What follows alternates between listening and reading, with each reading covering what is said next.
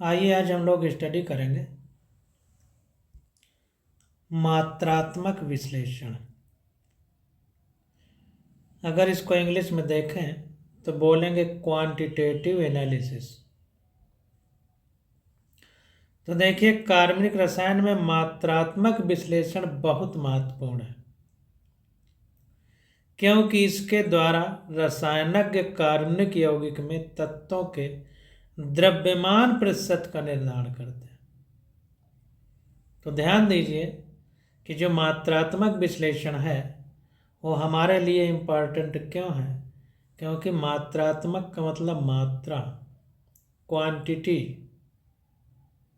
तो क्वांटिटी में quantitative analysis जब हम लोग करते हैं तो उसका कारण ये है कि इस विधि से वैज्ञानिकों ने कार्बनिक यौगिक में तत्वों के द्रव्यमान प्रतिशत का निर्धारण करते हैं, कि मतलब कितना द्रव्यमान प्रतिशत में इसमें उपस्थित है उस यौगिक में, किसी एलिमेंट का। आप एकक 1 यानी चैप्टर 1 में पहले ही पढ़ चुके हैं कि तत्वों के द्रव्यमान प्रतिशत से यौगिकों के मूलानुपाती सूत्र एवं अणु सूत्र की गणना की जाती है। तो एम्पिरिकल फार्मूला और मॉलिक्यूलर फार्मूला। मूलानुपाती सूत्र जैसा कि नाम से पता चल रहा है कि मूल मतलब जड़। तो जैसे C2H4 है, C2H4, तो C2H4 का मूल अभी नहीं है, बेसिक में CH2 हो जाएगा। तो C2H4 उसका मॉलिक्यूलर फार्मूला होगा और CH2 एम्पिरिकल।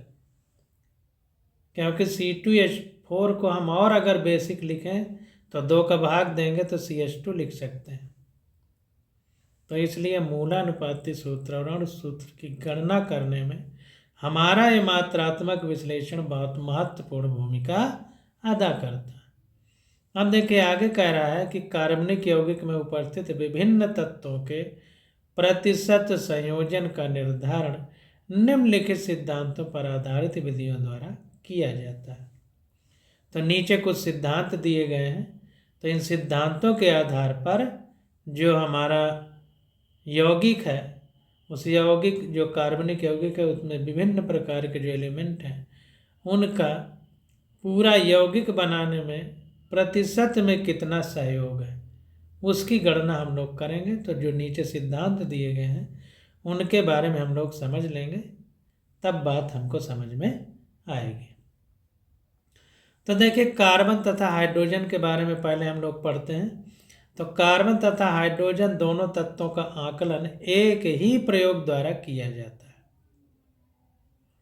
तो कार्बन और हाइड्रोजन, इनको हम एक ही प्रैक्टिकल से समझ लेते हैं। कार्बनिक यौगिक की ज्ञात मात्रा को कॉपर यानी Cu+2 ऑक्साइड तथा ऑक्सीजन के आधिक्य में जलाने पर कार्बन और हाइड्रोजन क्रमशः कार्बन डाइऑक्साइड एवं जो हाइड्रोजन है कार्बन डाइऑक्साइड के फॉर्म में और हाइड्रोजन पानी के फॉर्म में ऑक्सीकृत हो जाते हैं।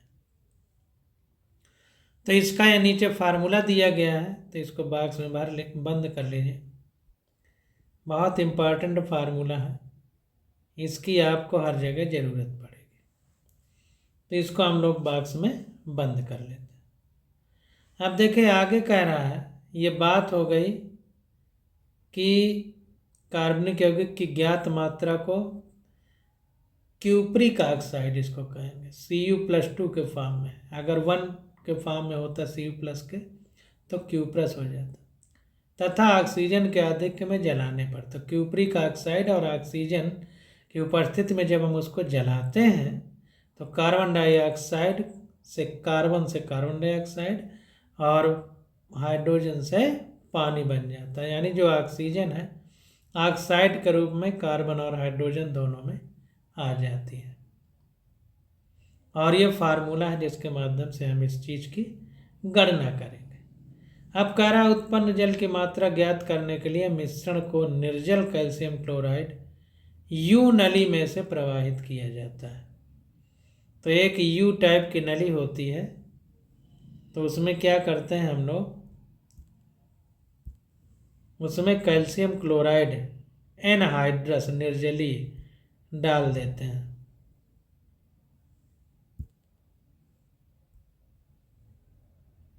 इस तरह से हमारे पास यू शेप की नली रहेगी। इसी में हम लोग यहाँ पर एनहाइड्रस कैल्शियम क्लोराइड डाल देते हैं, निर्जल calcium chloride, anhydrous calcium chloride. तो उत्पन्न जल की मात्रा ज्ञात करने के लिए मिश्रण को अब इस निर्जल कैल्शियम क्लोराइड में भेजा जाता है। जाहिर सी बात है, निर्जल मतलब एनहाइड्रस यानी जिसमें पानी नहीं है। तब उसमें जब पानी डालते हैं तो क्या होता है कि कह रहा है कि इस श्रेणी में जुड़ी दूसरी यू नली में सांद्र पोटेशियम हाइड्रोक्साइड विलयन लेते हैं।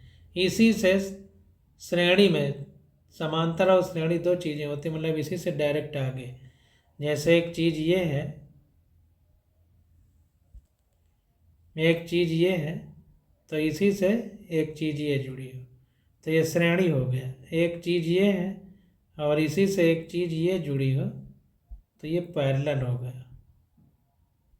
इस तरह तो जाहिर सी बात है कि एक दूसरे के समांतर रख के जोड़ेंगे तो पैरेलल सीरीज होगी, और सीधा रख के जोड़ेंगे तो हमारी सिंपल सीरीज में श्रेणी क्रम हो जाएगा। तो दूसरी जो है जुड़ी रहेगी नली, जिसमें हम कंसंट्रेटेड पोटेशियम हाइड्रोक्साइड विलयन लेते हैं, जिसमें कार्बन हाइड्रोक्साइड अवशोषित होती है। तो पोटेशियम हाइड्रोक्साइड जो कि सांद्र है, कंसंट्रेटेड है, तो इसका गुण क्या होता है कि ये कार्बन हाइड्रोक्साइड को अवशोषित कर लेता है। चित्र 8.14 में हम लोग अभी देखेंगे, इसको देख लेते हैं।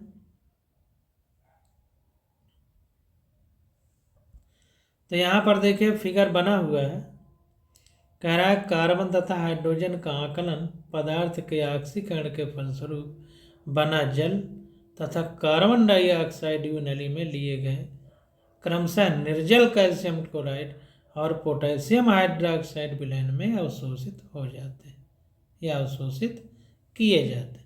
तो यहाँ पर देखिए क्या है कि एक लंबी सी नली ली गई है, इसमें शुद्ध शुष्क ऑक्सीजन डाली जाती है, और ये क्या है, ये दहन नली है जिसमें जलाया जाता है। तो ये देखिए गर्म किया जा रहा है, इसलिए इस नली को दहन नली कह रहे हैं। इसको इंग्लिश में भी थोड़ा देख लेते हैं। तो यहाँ पर देखिए ये कंबस्शन ट्यूब है, दहन नली। सैंपल इन प्लेटिनम बोट, ये देखिए प्लेटिनम की नाव जैसे बनी हुई है, तो इसी में सैंपल ले लेते हैं जिस कार्बनिक यौगिक के बारे में हम लोग मात्रात्मक परीक्षण करना चाहते हैं। तो यहाँ पर देखिए ये प्लेटिनम किश्ती में प्रतिदर्श यानी सैंपल। अब यहाँ पर क्या करते हैं कि देखिए इस भाग में ये जो है, इसी नली में CuO की प्लेटलेट्स है, पैलेट्स हैं, यानी छोटी छोटी गोलियां हैं, क्यूप्रस ऑक्साइड डाल दी जाती है यहाँ पर। अब देखिए यहाँ से क्या होता है, इधर गर्म करते हैं, फिर इसमें निर्जल कैल्शियम क्लोराइड रखते हैं, और इसमें हम निर्जल यानी एनहाइड्रस KOH रखते हैं। यहाँ पर एनहाइड्रस CaCl2, यहाँ पर KOH सॉल्यूशन। यहाँ पर देखिए KOH निर्जल लिखा है, मतलब KOH विलयन होना चाहिए। तो यहाँ पर ले लेते हैं। अब इसमें क्या होगा, इधर से शुद्ध शुष्क ऑक्सीजन डालते हैं, और यहाँ से O2 का अधिक यानी ज़्यादा मात्रा में O2 निकलती है, एक्सेस O2, ज़्यादा जो बची हुई O2 है वो यहाँ से अपना निकलती रहती है। अब इसको देखते हैं, पढ़ के और समझने का प्रयास करते हैं। तो देखिए कह रहा है कि कैल्शियम क्लोराइड तथा पोटेशियम हाइड्रोक्साइड विलयनों के द्रव्यमानों में वृद्धि से क्रमशः जल तथा कार्बन डाइऑक्साइड की मात्राएं ज्ञात हो जाती हैं। तो कैल्शियम क्लोराइड तथा पोटेशियम हाइड्रोक्साइड विलयनों के द्रव्यमानों में वृद्धि से, मतलब जितना पहले थी कैल्शियम क्लोराइड और पोटेशियम हाइड्रोक्साइड, उनके मास में वृद्धि हो जाती है। तो इससे क्रमशः जल तथा कार्बन डाइऑक्साइड की मात्राएं ज्ञात हो जाती है। तो इससे क्या होगा कि जो बढ़ी हुई मात्रा है तो इसका मतलब जल की मात्रा बढ़ गई और कार्बन डाइऑक्साइड की मात्रा बढ़ गई। तो इनसे कार्बन तथा हाइड्रोजन की प्रतिशतता की गणना की जा सकती है। तो CO2 से हम कार्बन की और पानी से हम हाइड्रोजन की गणना कर सकते हैं। कैसे करेंगे वो नीचे हम लोगों को बताया जा रहा है।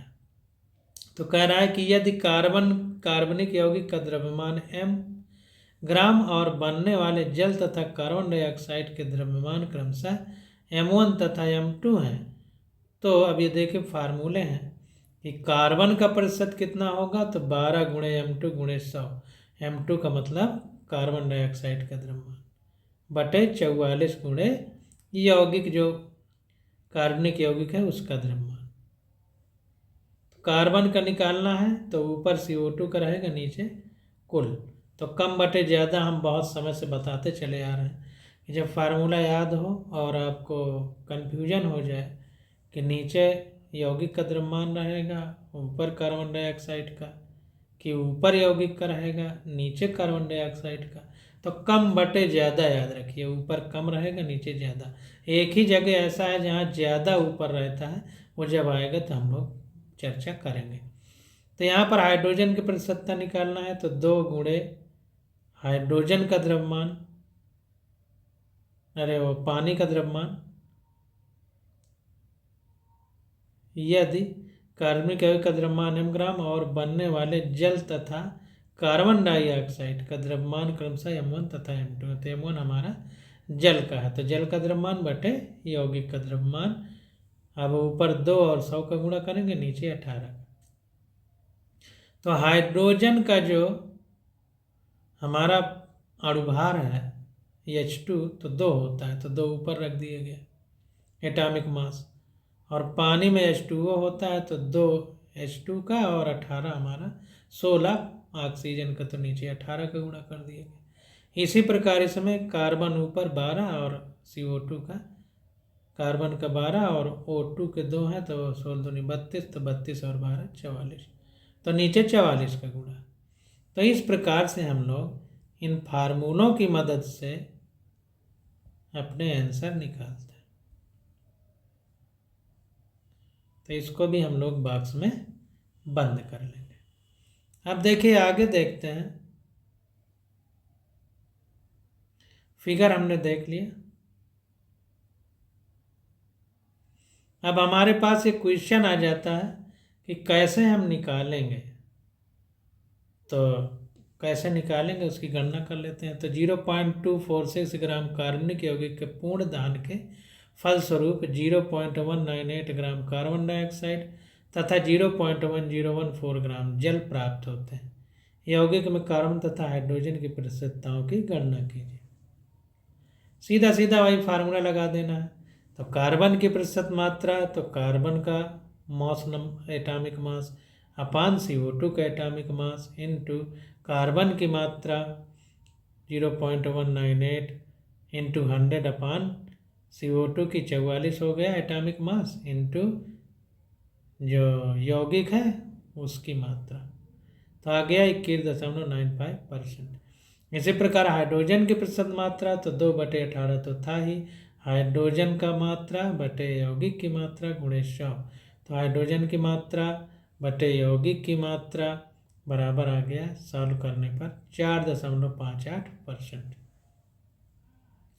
तो ये हमारा क्वेश्चन हम लोग कैसे करते हैं ये चीज़ हमको पता चली। अब देखिए आगे आ जाता है नाइट्रोजन के बारे में। तो नाइट्रोजन के आकलन की 2 विधियां, एक ड्यूमा मेथड, दूसरा जिल्टाल मेथड। बहुत ही इम्पॉर्टेंट है। इन 2 विधियों में से क्वेश्चन हर हाल में आपसे नीट में एक न एक क्वेश्चन पूछा जाएगा, बहुत ही इम्पॉर्टेंट। तो देखिए सबसे पहले हम ड्यूमा मेथड के बारे में स्टडी करेंगे। तो कह रहा है नाइट्रोजन युक्त कार्बनिक यौगिक को कार्बन डाइऑक्साइड के वातावरण में कॉपर ऑक्साइड के साथ या क्यूप्रिक ऑक्साइड कॉपर ऑक्साइड के साथ गर्म करने पर नाइट्रोजन मुक्त होती है। तो देखिए कॉपर के 2 ऑक्साइड हैं, क्यूप्रिक ऑक्साइड क्यूप्रस ऑक्साइड। तो यहाँ पर क्यूप्रस ऑक्साइड की बात हो रही, CuO2 CuO, यानी यहाँ Cu+2 फॉर्म में। तो क्यूप्रस ऑक्साइड, क्यूप्रिक ऑक्साइड। तो नाइट्रोजन युक्त कार्बनिक यौगिक को, जिसमें नाइट्रोजन है, उस कार्बनिक यौगिक को कार्बन डाइऑक्साइड के वातावरण में कॉपर ऑक्साइड यानी CuO के साथ गर्म करने पर नाइट्रोजन मुक्त होती है। नाइट्रोजन होना चाहिए उस यौगिक, जो कार्बनिक यौगिक हम ले रहे हैं। अब कह रहा है कि कार्बन तथा हाइड्रोजन क्रमशः कार्बन डाइऑक्साइड एवं जल में परिवर्तित हो जाते हैं। तो जो कार्बन और हाइड्रोजन है वो इस ड्यूमा विधि में कार्बन अपना CO2 में और हाइड्रोजन अपना H2O में बदल जाते हैं। तो देखिए ये कैसे बदल रहे हैं, इसके बारे में भी हम लोग समझेंगे। और ये जो फार्मूला है इसको बॉक्स में बंद कर लेंगे। तो फार्मूला क्या है, CXHYNZ, मतलब एक कार्बनिक यौगिक है जिसमें कार्बन भी है, हाइड्रोजन है, नाइट्रोजन है। इसकी रिएक्शन कराते हैं CuO से। CuO कितने % होना चाहिए, CuO इसमें 2x + y/2, यानी x y जो कार्बन और हाइड्रोजन है उसके हिसाब से यहाँ लिखा गया है कि 2x + y/2 CuO, मतलब जो मोल रहेगा वो इस आधार पर रहेगा कि कितना हाइड्रोजन है कितना कार्बन है। तो इससे प्राप्त होगा x CO2 + y/2 H2O प्राप्त होगा, प्लस Z/2 N2 प्राप्त होगा, प्लस 2x + y/2 हमको कॉपर प्राप्त होगा, इस फार्मूले के हिसाब से। तो इस फार्मूले को हम लोग याद करेंगे। कह रहा है अल्प मात्रा में बने नाइट्रोजन ऑक्साइडों को गर्म कॉपर तार पर प्रवाहित कर नाइट्रोजन में अपचयित कर लिया जाता है, यानी रिड्यूस कर दिया जाता है। इसको इंग्लिश में देख लेते हैं। वैसे उपचयित ऑक्सीडेशन होता है, अपचयित रिडक्शन होता है, लेकिन फिर भी कंफर्म कर लेते हैं। देखिए रिड्यूस्ड टू नाइट्रोजन यानी अपचयित हो जाता है, नाइट्रोजन में अपचयित कर दिया जाता है। इस प्रकार प्राप्त गैसीय मिश्रण को हाइड्रोक्साइड पोटेशियम के जलीय विलयन पर एकत्र कर लिया जाता है। तो इस प्रकार प्राप्त जो गैसीय मिश्रण होता है उसको क्या करते हैं कि हाइड्रोक्साइड पोटेशियम के जलीय विलयन पर, यानी पोटेशियम हाइड्रोक्साइड, इसको इंग्लिश में देखते हैं। Produced is collected over on aqueous solution of potassium hydroxide. यहाँ पर उल्टा लिख गया है, हाइड्रोक्साइड पोटेशियम, पोटेशियम हाइड्रोक्साइड के जलीय विलयन पर एकत्र कर लिया जाता है। कार्बन डाइऑक्साइड पोटेशियम हाइड्रोक्साइड द्वारा अवशोषित हो जाती है। तो ध्यान दीजिए, यह नीट में पूछा जा सकता है। तो कार्बन डाइऑक्साइड पोटेशियम हाइड्रोक्साइड द्वारा अवशोषित हो जाती है, इसको अंडरलाइन कर लीजिए।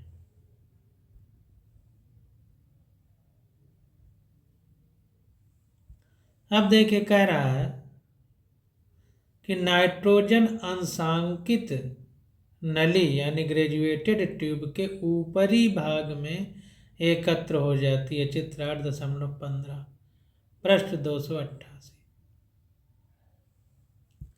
तो देखिए 8.15 फिगर है, नाइट्रोजन यहाँ पर उपस्थित है। ये पूरा फिगर देख लेते हैं। ये फर्नेस है, फर्नेस का मतलब भट्ठी।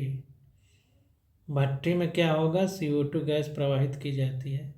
यहाँ पर CuO गैस है, यानी क्यूप्रिक ऑक्साइड गैस।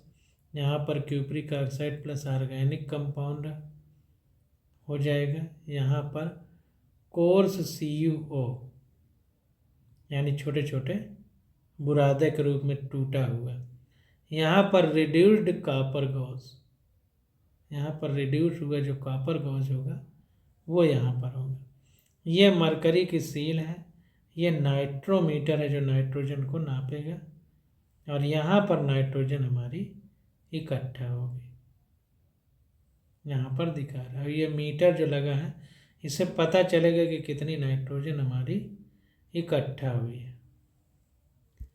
तो यहाँ पर देखिए CO2 इधर से प्रवाहित हो रही है, पूरी भट्ठी है, भट्ठी में ये CuO की जाली है, गॉज जिसको बोल रहा था, CuO की जाली है बनी हुई, और ये CuO प्लस कार्बनिक यौगिक यहाँ पर है, और ये स्थूल CuO, स्थूल मतलब मुलायम सॉफ्ट, और ये अपचित कार्बन कापर जाली है, रिड्यूस्ड कापर गॉज।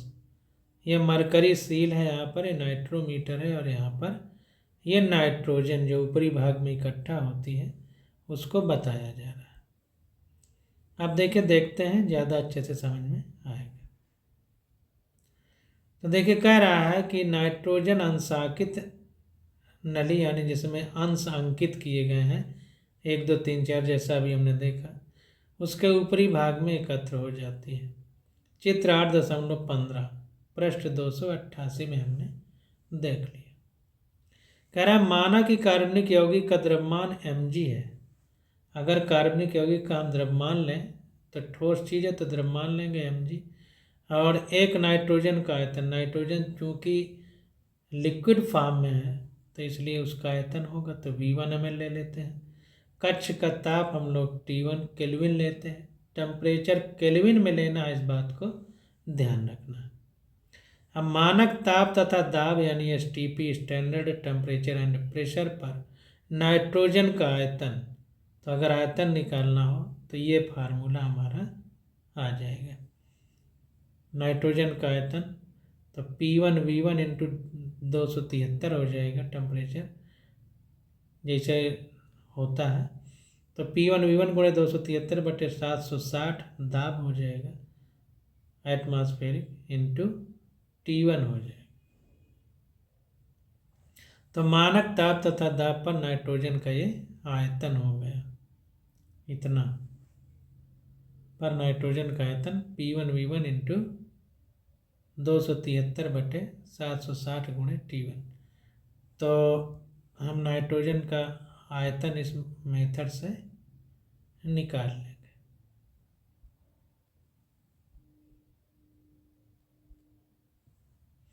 इस तरह से हम नाइट्रोजन निकालेंगे इस फार्मूले से, नाइट्रोजन का आयतन।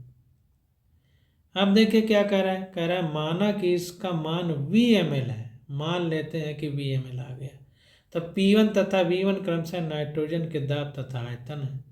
तो जो P1 V1 है ये नाइट्रोजन के दाब और आयतन है। P1 दाब जिस पर नाइट्रोजन एकत्र की जा गई है वायुमंडलीय दाब से भिन्न है। तो P1 जो कि दाब है जिस पर नाइट्रोजन एकत्र हुई है, जो अभी हमने फिगर देखा, तो इस पर क्या है कि वायुमंडलीय दाब से भिन्न है P1 हमारा। P1 का मान इस संबंध द्वारा प्राप्त किया जाता है। अब अगर हमें P1 का मान प्राप्त करना हो जो इस फार्मूले में यहाँ दिया गया है, तो P1 बराबर वायुमंडलीय दाब माइनस जलीय तनाव, तो एटमॉस्फेरिक प्रेशर माइनस वाटर का टेंशन। यह STP पर 22,400 ml N2 का द्रव्यमान 28 ग्राम है। जैसी बात है N2 तो 7N14 होता है, तो एटॉमिक मास N2 का 28 हो जाएगा, और वो भी STP पर 22,400 ml N2 का। चाहे हम, अब यहाँ पर थोड़ा समझिए, चाहे हम कह दें 1 मोल N2, चाहे हम कह दें 22,400 ml N2, चाहे हम कह दें 28 ग्राम N2, सबके कहने का एक ही मतलब है। इसको बहुत अच्छे से आप लोग समझ लीजिए, हमेशा गलती होती है तो इसको ध्यान देना। तो देखिए N2 है हमारे पास,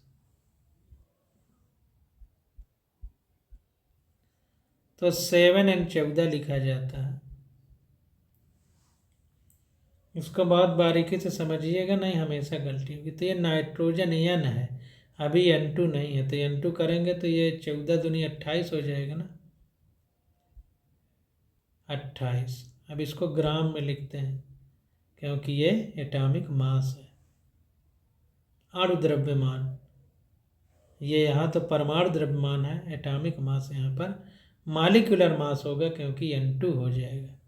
तो मॉलिक्यूल का मतलब अणु होता है, एटम का मतलब परमाणु होता है। जब अकेला होगा तो एटम होगा, और जब एक से ज़्यादा होगा तो उसे हम मालिक्यूल या अणु बोलते हैं। जैसे पानी हमारा H2O है तो ये मालिक्यूल है, नाइट्रोजन N केवल है तो ये हमारा एटम है, एटम है। तो 28 ग्राम इसका एटॉमिक मास है। तो ये जो 28 ग्राम निकल के आया, अगर STB पर यानी स्टैंडर्ड टेम्परेचर एवं प्रेशर, तो स्टैंडर्ड टेम्परेचर और प्रेशर कितना होता है, तो जो रूम टेम्परेचर होता है वो हमारा स्टैंडर्ड टेम्परेचर है। जो वातावरण का दाब होता है, एटमॉस्फेरिक प्रेशर, वायुमंडलीय दाब, वो हमारा स्टैंडर्ड प्रेशर होता है। तो उस पर अगर हम इस 28 ग्राम का आयतन निकालें तो वो 22.4 लीटर या 22,400 ml आता है। तो जाहिर सी बात है ये इसी के बराबर हो गया ना STP पर। और STP पर जो 22,400 ml है या 28 ग्राम है, तो इसी को हम लोग 1 मोल कहते हैं। तो चाहे हम 28 ग्राम N2 कहें या हम 22,400 ml N2 कहें या 1 मोल N2 कहें, सब का मतलब एक ही है। तो ये जब आप मोल कॉन्सेप्ट चैप्टर पढ़ेंगे तो बड़ा कन्फ्यूजन होता है, इसलिए हमने यहाँ पर आपको सारी बातें अच्छे से बता दी। तो ध्यान दीजिए यहाँ पर जब STP पर 22,400 ml N2 का द्रव्यमान 28 ग्राम है, तो STP पर VmL N2 का द्रव्यमान कितना होगा, तो उसके लिए फार्मूला हो जाएगा 28/22,400 गुणे V। तो नाइट्रोजन की प्रतिशतता कितनी हो जाएगी, तो 28 गुणे V गुणे 100/22,400 गुणे M। तो इसको बॉक्स में आप लोग बंद कर लीजिए।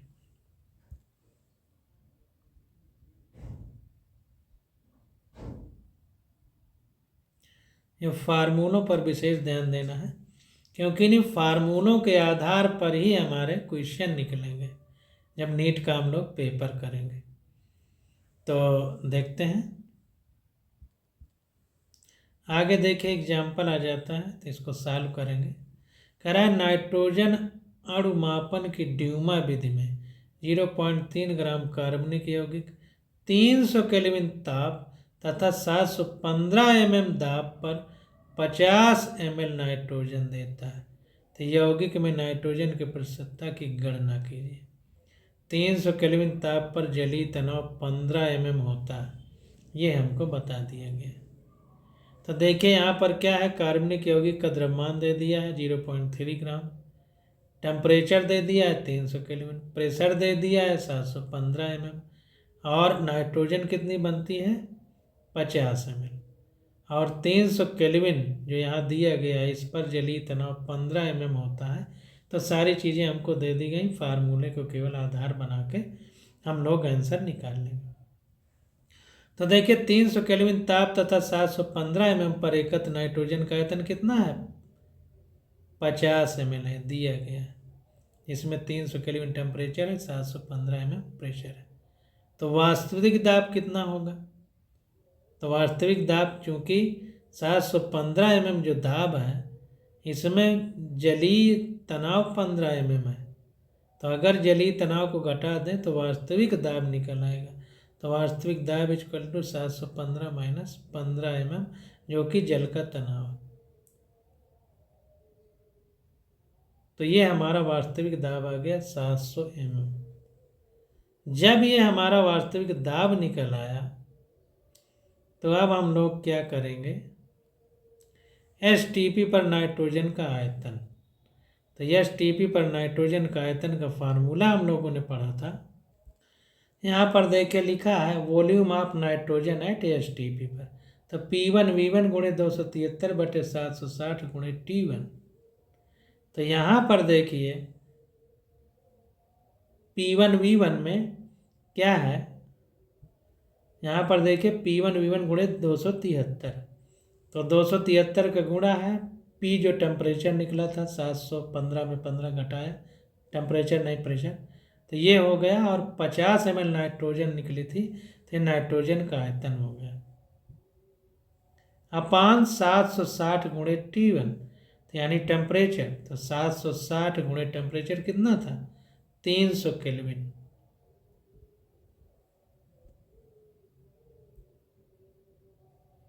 तीन सौ केल्विन ताप तथा 715 ताप, तो 300 केल्विन हमारा टेम्परेचर हो गया।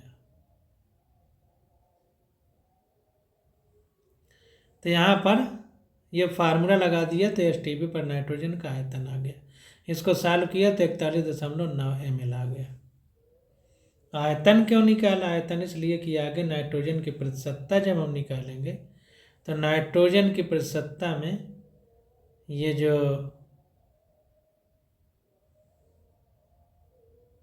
हमारा आयतन है इसकी ज़रूरत पड़ेगी।